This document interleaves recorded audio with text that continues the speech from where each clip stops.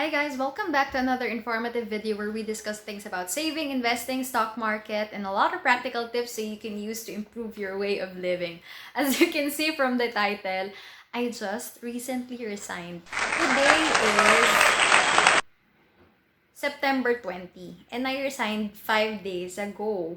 That's why you would notice that for the content that I am uploading, medyo kung ano na lang yung meron akong stock video, yun na lang yung ina-upload ko kasi I've been very busy with interviews lately, kaya hindi ko talaga siya natutukan. So, balik na tayo ngayon sa regular programming natin na daily uploads para at least marami kayong matutunan from me. You know that I am a very practical person. And I consider employment as one of my revenue streams. So, hindi pwedeng mawala to sa aking pinagkakakitaan kasi majority of my expenses I get from my corporate job. I know, kayo din ganon. Pero, papaano nga ba if you really wanted to resign at nasa pandemic setup tayo? What are the 7 things that you need to do before you resign? Okay, bago ang lahat. Okay, bago ang lahat. Lako, baka mamaya mapanood to ng employer ko. Gumawa ka muna ng resume mo ha. Hindi to included sa tips ko dun sa 7 things that you need to do. Pero bago ang lahat, iayusin mo na yung resume mo. Make sure naman it's up to date at lahat ng skills and information na nandun at accomplishment mo nakalagay bago ka mag-apply, bago ka finally mag-decide mag-resign. We all have different reasons why we leave a company. In my case, it's always a financial problem. Never akong umalis ng company nang hindi siya financial problem. Second, could be mental stress. We need to protect ourselves. We need to protect our mental health.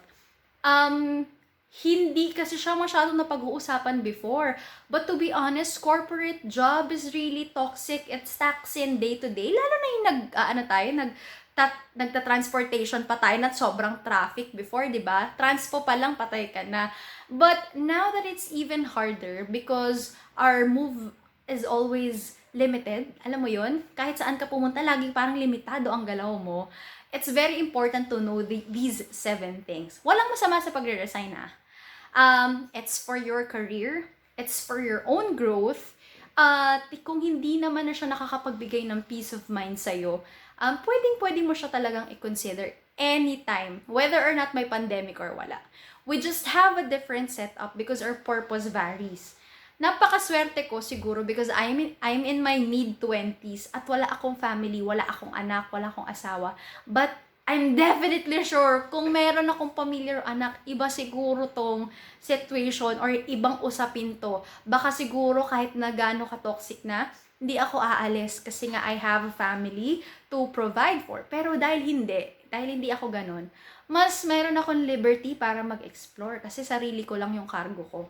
Right? So let's start. Ang ganda ng topic natin today. Number 1, sinabi ko na 'di ba yung sa resume, pero ito ang pinaka number 1 natin. Prepare your emergency fund. Even before pandemic, you should prepare your emergency fund. But now, it's a different thing because we don't know gaano katagal ka makakahanap ng trabaho. And the truth is, it's hard nowadays. It's super hard. Before, bata-bata pa tayo, wala pang pandemic, 1 week lang nakakahanap ako agad ng trabaho.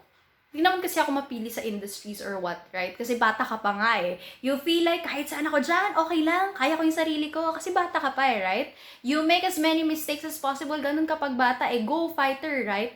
But now that there's a pandemic, at hindi naman ganun kadali ang buhay, always prepare your emergency fund. Lalo na kung nagbabalak kang mag-resign. Huwag kang aalis kung wala ka pang emergency fund. If wala ka pang emergency fund, pagsabayin mo yung paghahanap ng trabaho at yung emergency fund, a good 10 to 15% of your salary, i-portion mo na yan, wala naman tayong transpo. Yung karamihan sa atin nag-work from home, ipunin mo yun para mabuo mo yung emergency fund mo for your resignation.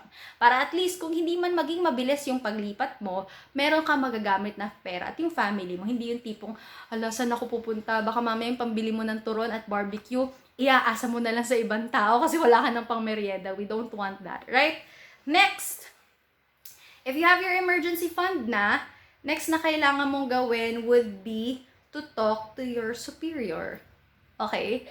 You need to talk to your superior so that you can also express that you are leaving. Ngayon, kung merong mang call yung management, makapag-decide rin sila doon sa gusto mo pag-tender ng resignation mo. At the same time, kung kailangan naman replacement, makahanap ulit si HR ng papalit sa'yo. Try to have that open communication with your superior. Try so hard. Gawin mo pa rin. Kahit na hindi or siya man yung problema sa pag-alis mo, try to talk to him or her. Sabihin mo sa kanya that you are exploring. Hindi mo sinabi magre-resign ka, but you have plans. Kasi nga, before resignation yung tips ko sa inyo, tell the person na you are exploring. Para lang at least may open communication na you have plans na. Next, third, look for a work. Look for a work before resigning. Exactly that.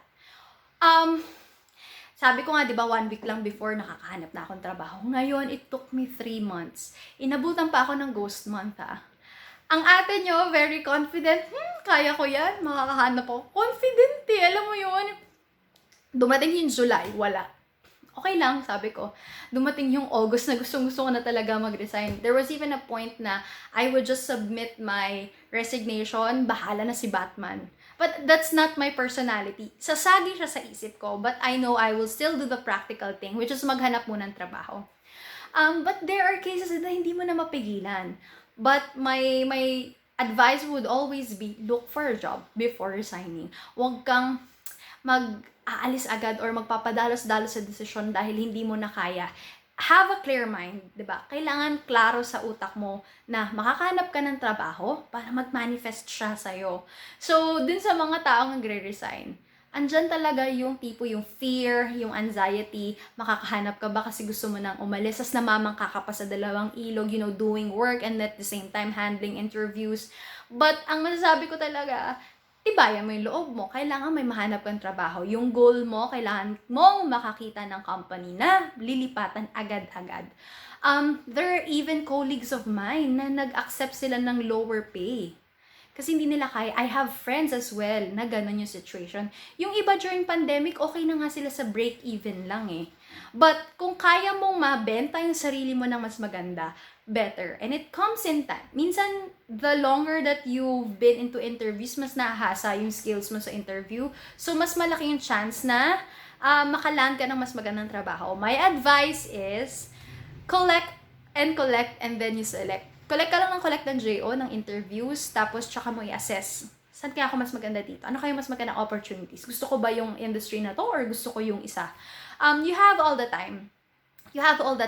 But bago ka magpasa, at least man lang isa meron ka. And then you collect na from your interviews and yung mga magbibigay sa'yo ng job offers. Collect mo lang sila. And then you decide. You can always tell them naman that you're in the process of rendering pa. Para at least hindi rin ikaw ma-pressure dun sa request nila na magsimula ka agad-agad. Right? Next. Ask for an advice. I've done this ha. Dahil nga nalulose hope na ako, sabi ko makakahanap pa ako ng trabaho. And before you resign, there are people much knowledgeable sa situation ng market ngayon kaysa sa'yo. If you have HR friends, I encourage you to also talk to them. Kasi magaganda yung advice. I'm just so happy na may HR friend ako na pwede kong mapagtunungan ng mga gantong bagay. When you ask for an advice, sundin mo naman. Sayang naman yung effort ng tao. Kasi whenever I ask for an advice, I always follow it. Hindi ako yung tipo ng taong magpapabebe na hindi siya susundin. Huwag mo na sayangin yung oras ng tao kung hindi mo rin susundin, di ba? So when you ask for an advice, gawin mo, lalo na kung from someone knowledgeable, magaganda yung wisdom nila.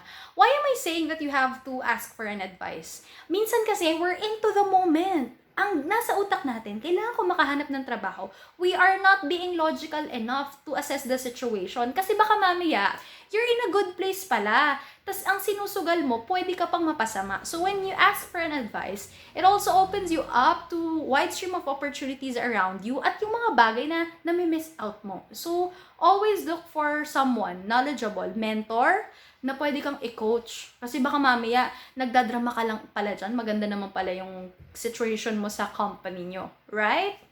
Next, do a market scan. I've done this.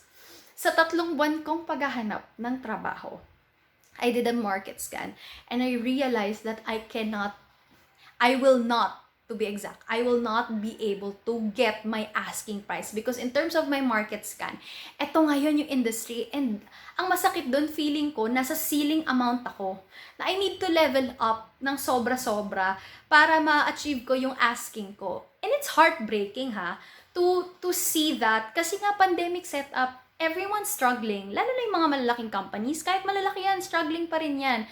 May mga retrenchment yan, nag-redundate yan. Hindi mo masasabi ano yung magiging kapalaran mo. So it's also important that you do a market scan in the field that you are in. I did that. Matatawa ka siguro or maybe tingin mo hindi to applicable. But during your interviews, you can do your own market scan. Ano ba yung range ng in-offer dun sa industry or dun sa position na gusto mong applyan? And from there, you will assess. You'll be able to have this min-max na, ito pala yung offer na meron sila. Market scan, personal take is very important. Especially, ikaw lang naman din yung makaka-assess kasi ikaw yung ini-interview. Ikaw yung pumapasok sa isang session or panel. So, maa-assess mo rin kung hanggang saan ka or ano ba yung hinahanap nilang skill. So, it's very important to do a market scan, Next, check your company benefits before you leaving. Ano-ano ba itong sinasabi ko? Siyempre, kung meron din namang babayaran ng medical, kung meron ka namang HMO, edi gamitin mo na yung HMO ng current company mo para naman hindi na din maging additional gasto sa'yo. It's also being practical, hindi pa naman kinakat yung benefits mo kasi hindi mo pa naman last day, gamitin mo na. Cleaning and pasta, kasama yun sa benefits ko. So, hindi pa naman cut yung card ko, so papalinis ako this week. Kasi sayang naman kung hindi ko i-maximize eh. Also, check your PhilHealth, SSS kung up-to-date pa sila para pag lumipat ka, wala nang problema. So, it's important that you talk to your HR para i-ask yun. I-ask mo na rin kailan mo possibly makukuha yung back pay mo para hindi naman ka-aberya. Siyempre, kailangan natin ng pera, practical lang. Kailangan mo itanong yung mga gantong bagay at maintindihan niya ng HR. Nako, ang dami na siguro nilang na-experience or na-process na ganyan. Normal lang yan kasi sila din kailangan nila ng pera, right? And, lastly, I've also done this, so hear me out. Try to ask for an alignment. Kung wala ka na talagang mahanap, kumbaga sabog na brain cells mo sa lahat ng interviews, wala ka ng creative juice na mabanggit during the interviews, at wala talaga. I mean, you've set your timeline straight, lahat na ng list na checkan mo, lahat na ng interviews na joinan mo, pero it's not meant for you. I would say that you talk to your boss for an alignment. Baka si mamaya, kaya naman palang iserve ng company yung gusto mo. And in my case nga, it's always gonna be financial, right? Talk to them kasi they know better. Kasi syempre nasa management na sila. Telling them that you're exploring is different from asking an alignment. When you say alignment, ililista mo dun lahat ng accomplishment mo and reason why you deserve an alignment, a salary alignment or a position alignment.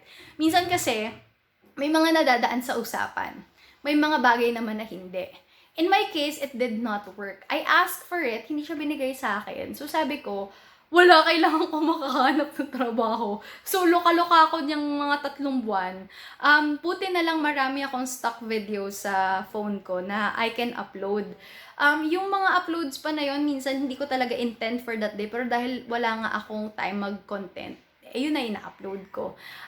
But, it's very important that you also ask for an alignment, Lalo na ngayong pandemic, you should be gracious enough to look for someone who will actually give you an advice regarding alignment sa company nyo or directly talk to your boss para tapos na. Ganun yung nangyari sa akin hanggang sa nag-intay-intay pa ako, ending hindi rin naman pala siya mabibigay. Di sana if ginawa ko na siya ng mas maaga, at least mas maagang namulat ako na maghanap na ng work. So, na-pressure din ako somehow kasi hindi nga siya sa akin nabigay. And finally, after 3 months, nakahanap rin tayo ng trabaho. Ang tagal, diba? To think na nagkaroon pa ng ghost month. August, nadali pa ako doon. So, 1 month talagang tenga.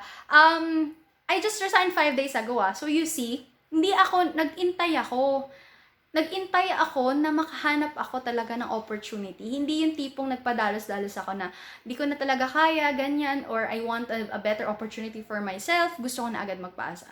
So, dun sa mga tao, patience is a virtue. So, may mga tao pang mas matagal yung iniintay nila. So, ayun, ibibigay at i-reward din yan sa'yo ni Lord. Kung saan magaan, i-assess mo kung light yung pakiramdam, take it kasi mas magaan yung bagay na pupuntahan mo.